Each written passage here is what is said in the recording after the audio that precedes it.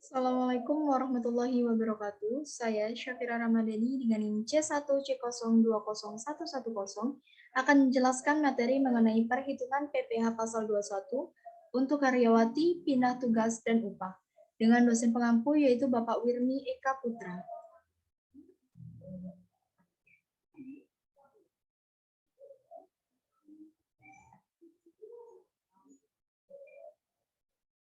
Materi pembahasannya yaitu mengenai komponen perhitungan PPh pasal 21. Yang kedua, contoh perhitungan PPh pasal 21 atas penghasilan karyawati. Yang ketiga, perhitungan PPh pasal 21 atas penghasilan karyawan yang pindah tugas dalam tahun berjalan. Dan yang keempat, perhitungan PPh pasal 21 untuk pegawai tidak tetap atau tenaga kerja lepas dalam perhitungan upah harian, mingguan, satuan, dan golongan. Materi yang pertama yaitu komponen perhitungan PPh pasal 21. Komponen-komponen dalam perhitungan PPh pasal 21 adalah sebagai berikut. Yang pertama yaitu penghasilan bruto atau penghasilan kotor, PPh pasal 21. Penghasilan bruto atau penghasilan kotor adalah jenis penghasilan yang dikenakan pemotong PPh pasal 21. Unsur-unsur penambah penghasilan yang termasuk dalam penghasilan bruto adalah penghasilan rutin, yaitu meliputi gaji pokok dan tunjangan. Yang kedua, penghasilan tidak rutin, yaitu penghasilan tidak rutin adalah upah atau gaji yang diterima secara tidak teratur oleh seorang pegawai atau penerima penghasilan lainnya, seperti bonus, tunjangan hari raya, atau THR, dan upah lembur. Dan yang ketiga ada iuran BPJS atau premi asuransi pegawai yang dibayarkan perusahaan. Iuran BPJS dibayar oleh pemberi kerja dan pekerja dengan persentase iuran dari gaji atau upah. Tidak dijelaskan dalam peraturan bahwa apakah gaji ini merupakan gaji pokok, gaji bruto, gaji bersih, dan sebagainya, yang telah ditentukan dalam peraturan pemerintahan. Dan yang keempat, jaminan kecelakaan kerja atau JKK. Iuran dibayar sepenuhnya oleh perusahaan, besarnya iuran berdasarkan kelompok jenis usaha dan risikonya. Untuk kelompok pertama yaitu premi asuransi sebesar 0,24% dikalikan dengan upah kerja sebulan. Kelompok kedua, premi asuransi sebesar 0,54% dikalikan dengan upah kerja sebulan. Kelompok ketiga, premi asuransi kecelakaan sebesar 0,89% dikali upah kerja sebulan. Kelompok keempat, premi sebesar 1,27% dikali dengan upah kerja sebulan. Kelompok kelima, premi sebesar 1,74% dikalikan dengan upah kerja sebulan. Dan yang kelima yaitu jaminan kematian. Jaminan kematian diperuntukkan bagi ahli waris dari peserta program BPJS. Ketenaga kerajaan yang meninggal bukan karena kecelakaan kerja. Pengusaha wajib menanggung iuran program jaminan kematian sebesar 0,3% dari gaji atau upah. Yang keenam, jaminan kesehatan. Tarif iuran jaminan kesehatan adalah sebesar 5% dari gaji per bulan, yaitu sebesar 4% dibayar oleh pemberi kerja dan 1% oleh pegawai.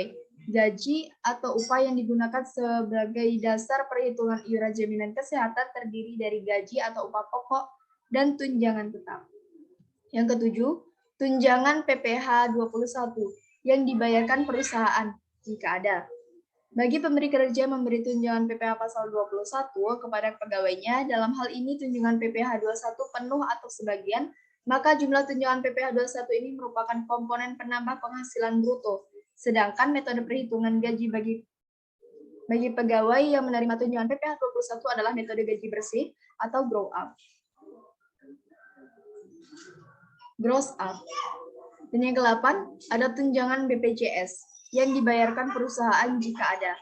Bagi pemberi kerja yang memberikan tunjangan BPJS meliputi JKK, JK, JP, dan JKS secara penuh dengan metode perhitungan gaji bersih atau gross up, maka tunjangan ini dijadikan komponen penambah penghasilan bruto. Jenis 9, ada pengurang penghasilan bruto. Pengurang penghasilan bruto adalah biaya-biaya yang dapat mengurangi penghasilan bruto atau kotor. Termasuk di dalamnya yaitu meliputi biaya jabatan, biaya pensiun, iuran BPJS yang dibayarkan karyawan, meliputi jaminan hari tua atau JHT, jaminan pensiun atau JP, jaminan kesehatan atau JKES. Dan terakhir yaitu penghasilan tidak kena pajak atau PTKP.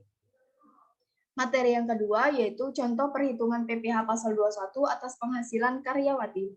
Sebagai contoh yaitu Sita Rianti adalah karyawati pada perusahaan PT Onyx Komunika dengan status menikah dan mempunyai 3 anak. Suami Sita merupakan pegawai negeri sipil di Kementerian Komunikasi dan Informatika. Sita menerima gaji sebesar 6 juta per bulan.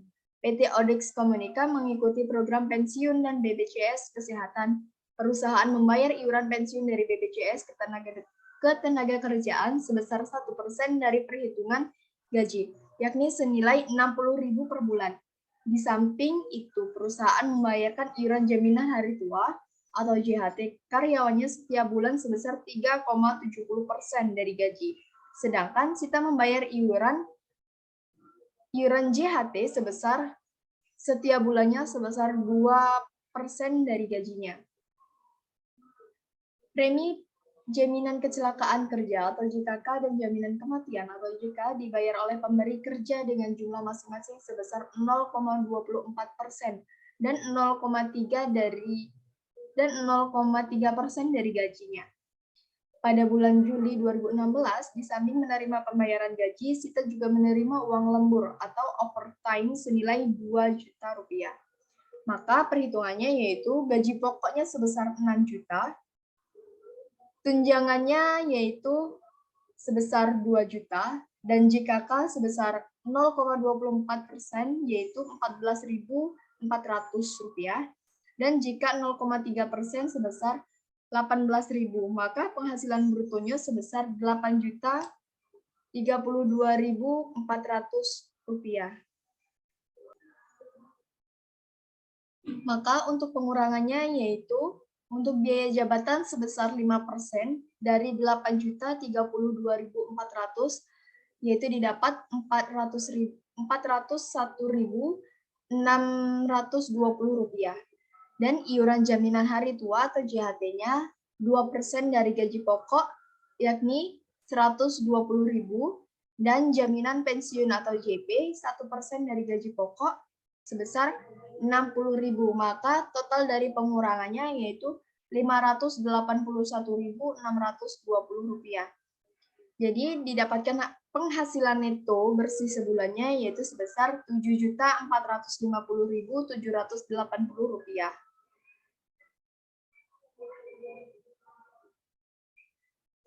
Dan penghasilan neto dalam setahunnya yaitu didapat sebesar 89.409.360 rupiah. Dan PTKP untuk dia adalah 54 juta rupiah.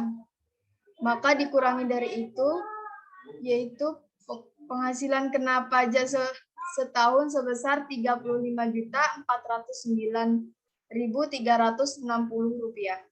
Dan dibulatkan ke bawah yakni sebesar 35.409.000 rupiah. Dan PPh untuk terutang, PPh terutang 5% dikalikan dengan 35.409.000 didapatkan sebesar 1.770.450 rupiah. Maka PPh pasal 21 bulan Juli yaitu dibagikan dengan 12, maka didapatkan hasil sebesar 147.538 rupiah. Baiklah, materi yang ketiga yaitu perhitungan PPh pasal 21 atas penghasilan karyawan yang pindah tugas dalam tahun berjalan. Nina adalah seorang akuntan lajang yang bekerja di sebuah klinik kecantikan ternama dengan gaji yang diperoleh sebesar 7 juta rupiah setiap bulannya dan membayar iuran pensiun sebesar 250.000 rupiah. Pada bulan November 2018, Nina dipindah tugaskan dari kantor Yogyakarta ke Biru Bandung. Berapakah besaran PPh pasal 21 yang harus dipotong atau dipungut perusahaan dari perusahaan Nina yang kini bekerja di Bandung? Maka cara penghitungannya yaitu dengan bukti potong PPh 21 pada bulan Januari hingga Oktober di Jogja. Gaji sebesar 7 juta rupiah dan biaya jabatan sebesar 350.000 rupiah. Iuran pensiun sebesar 250.000 rupiah. Maka maka didapatkan hasil Rp600.000. Penghasilan neto satu bulannya yaitu sebesar Rp6.400.000, pengurangan dari 7 juta dikurang Rp600.000. Dan penghasilan neto satu tahunnya yaitu sebesar Rp76.800.000. Maka penghasilan tidak kena pajak sebesar Rp54 juta. Dan penghasilan kena pajaknya yaitu sebesar Rp22.800.000. PPh dalam satu tahun yaitu dikalikan dengan 5%, maka didapatkan hasil Rp1.140.000. PPh pasal 21 terutang untuk dalam waktu 10 bulan, yaitu dikalikan dengan Rp1.140.000 dikalikan dengan 10 bulan, maka didapatkan hasil sebesar Rp11.400.000. Dan PPh 21 telah dipotong dan dilunasi di Yogyakarta sebesar Rp11.400.000. Maka hasil dari PPh pasal yang belum dipotong yaitu sebesar nihil.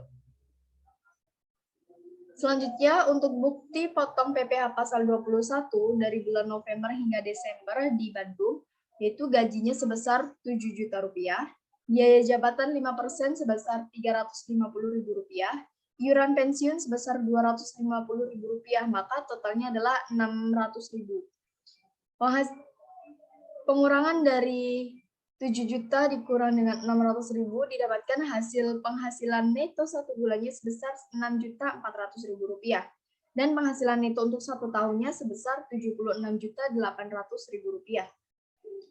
Penghasilan tidak kena pajak yaitu sebesar Rp54 juta dan didapatkan penghasilan kena pajak sebesar Rp22.800.000. Dan untuk PPh dalam satu tahun dikalikan dengan 5%, didapatkan hasil Rp1.140.000. Maka untuk PPh pasal 21 terutang dalam waktu 2 bulannya, yaitu didapatkan Rp2.280.000. Dan PPh telah dipotong perusahaan dan dilunasi, yaitu sebesar Rp2.280.000, sehingga PPh pasal 21 yang belum dipotong sebesar nihil. Ya, yaitu materi yang keempat, perhitungan PPh pasal 21 untuk pegawai tidak tetap atau tenaga kerja lepas dalam perhitungan upah harian, mingguan, satuan, dan borongan.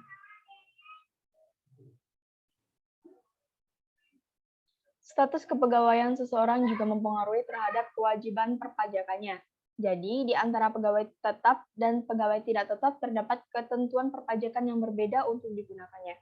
Dan juga berarti cara perhitungannya pun berbeda.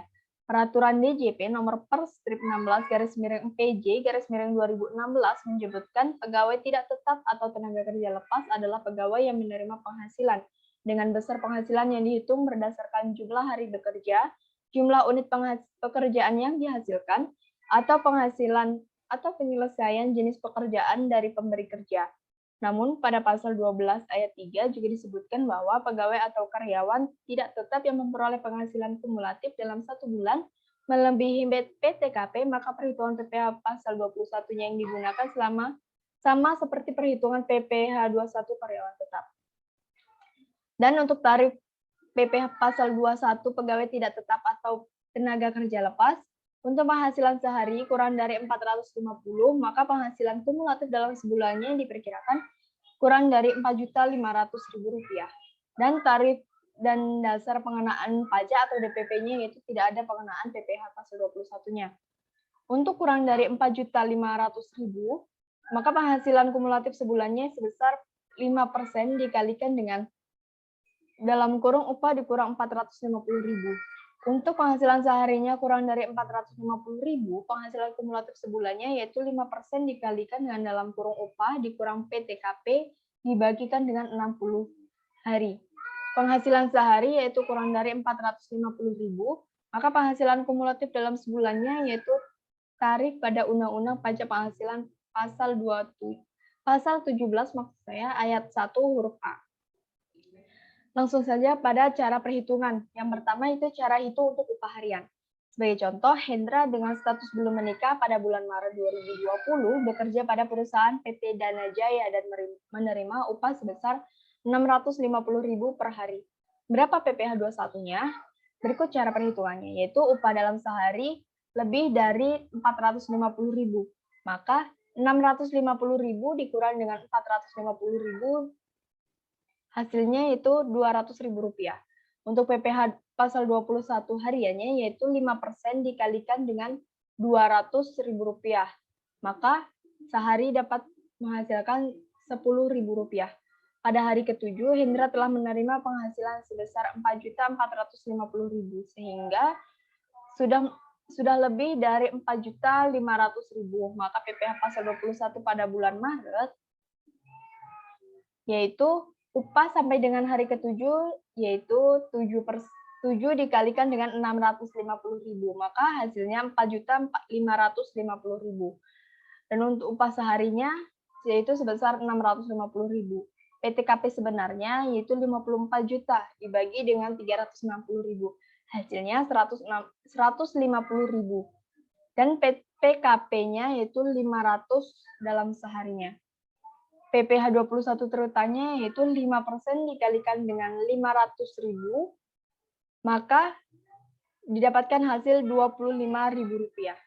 Dan untuk yang kedua yaitu cara hitung untuk upah mingguan dan upah satuan. Sebagai contoh, Glenn adalah seorang karyawan yang belum menikah. Pada bulan Januari 2020, Glenn bekerja sebagai tenaga kerja harian PT Elektronik Cermat dan mendapat upah sebesar Rp125.000 untuk per jumlah unit TV yang dapat diselesaikannya. Dalam 1 minggu atau 6 hari kerja, dia menyelesaikan 24 buah TV dengan total upah Rp3 juta. Jadi, berapa PPh 21 yang dikenakan pada Glenn? Berikut cara perhitungannya. Upah perharinya yaitu Rp3 juta dibagikan dengan 6 hari. Didapatkan Rp500.000 per harinya. Untuk upah di atas Rp450.000 yaitu Rp500.000 dikurang dengan Rp450.000, maka didapatkan hasil Rp50.000. Untuk PPh 21 terutang yaitu 6 dikalikan dengan dalam kurung 5% dikalikan dengan Rp50.000. Maka dihasilkan yaitu Rp15.000. Baik, untuk cara yang ketiga yaitu cara menghitung upah borongan. Sebagai contoh, Doni mengerjakan sebuah event tahunan dengan upah borongan sebesar Rp950.000. Pekerjaan yang diselesaikan dalam 2 hari. Berapa PPh pasal 21-nya? Maka perhitungannya upah borongan dalam sehari yaitu Rp950.000 dibagikan dengan 2. 2 ini adalah penyelesaian borongan tersebut sebesar selama 2 hari. Maka didapatkan seharinya sebesar Rp475.000. Nah, untuk upah di atas Rp450.000 yaitu Rp475.000 dikurang dengan Rp450.000. Maka didapatkan hasil Rp25.000. Untuk PPh 21 yang terutang, yaitu 2, ini adalah hari, dikalikan dengan dalam kurung 5% dikalikan dengan Rp25.000. Didapatkan hasil sebesar Rp2.500. Dan untuk yang keempat, cara hitung untuk upah bulanan. Dewi sudah menikah tapi belum memiliki anak, bekerja pada agensi periklanan dengan dasar upah harian yang dibayarkan bulanan. Dalam bulan Januari 2020, Dewi hanya bekerja 20 hari dengan upah sehari sebesar Rp250.000. Berapa PPh Dewi di bulan Januari? Berikut adalah cara menghitungnya. Upah Januari tahun 2016 yaitu 20 dikali dengan Rp250.000, didapatkan Rp5 juta. Untuk penghasilan neto dalam setahunnya yaitu sebesar Rp60 juta. Untuk PTKP-nya yaitu sebesar Rp58.500.000 karena si Dewi ini adalah dengan status kawin tetapi belum memiliki tanggungan anak. Dan untuk PKP-nya yaitu 60 juta dikurang dengan 58.500.000. Maka didapatkan hasil PKP-nya sebesar Rp1.500.000. Untuk PPh 21 yang terutang dalam setahun yaitu 5% dikali dengan 1.500.000 didapatkan hasil sebesar Rp75.000. Dan untuk PPh 21 yang terutang dalam sebulan yaitu didapatkan Rp6.250.000. Terima kasih. Sekian presentasi saya mengenai materi ini. Kurang lebihnya saya mohon maaf. Saya akhiri. Wallahu muwaffiq ila aqwamit thoriq. Wassalamualaikum warahmatullahi wabarakatuh.